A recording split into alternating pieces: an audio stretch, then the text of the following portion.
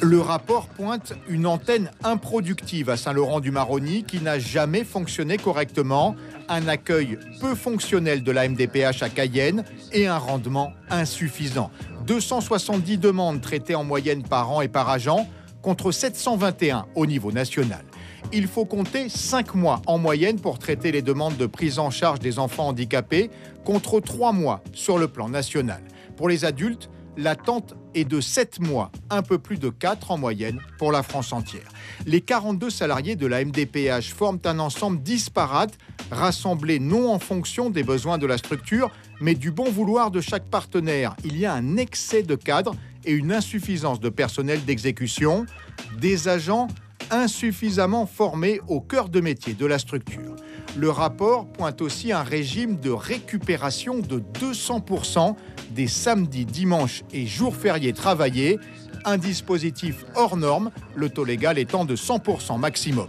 La durée du travail prévue est insuffisante, précise la Chambre, 1543 heures de travail par an et par agent contre 1607 heures légales. De plus, 3 jours us et coutumes non travaillés ne sont pas fondés. La journée du maire, un jour pour la fête des pères ou mères, un autre pour les fêtes de fin d'année. Le rapport fustige aussi le détournement du Fonds départemental de compensation du handicap, censé financer des équipements pour les personnes handicapées. Il a été utilisé pour le fonctionnement de la MDPH, notamment le paiement en 2012 du nouveau régime indemnitaire du personnel pour 218 000 euros. Enfin, selon le rapporteur, une indemnité de fonction et de performance a été accordée de manière indue à la directrice et à son adjoint. La directrice a perçu, en plus de son salaire, 1 875 euros bruts par mois et le directeur adjoint 1 125 euros bruts par mois au titre de cette indemnité. La Chambre des comptes demande le reversement des sommes indûment perçues, selon elle.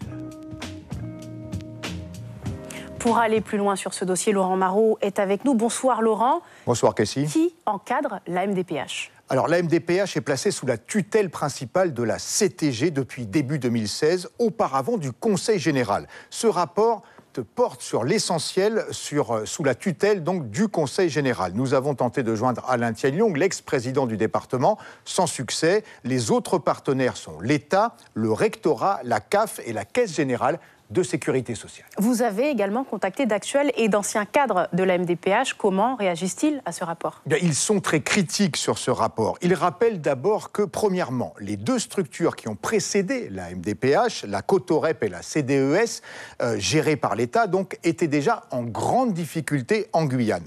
Beaucoup de problèmes, et c'est le point 2, résultent aussi de la naissance difficile de la MDPH en 2005. L'État n'a pas signé de convention pour fixer sa participation. Nos 2 informateurs évoquent une dotation annuelle de l'État sous-évaluée depuis 2011. Et au fil des ans, une dette estimée à 1 million d'euros par le Conseil général, dette que Paris n'a pas reconnue. Enfin, face à ces problèmes de ressources, la MDPH n'aurait eu d'autre choix que de puiser dans le fonds de compensation du handicap. Aujourd'hui, ça va mieux, selon un cadre actuellement en poste. Amélioration des délais de traitement, budget revenu à l'équilibre, une gestion du personnel conforme à la loi, avec notamment l'installation d'une pointeuse.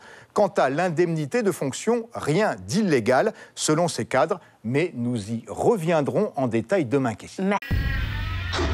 Suivez l'info sur Guyana Première, télé, radio et Internet.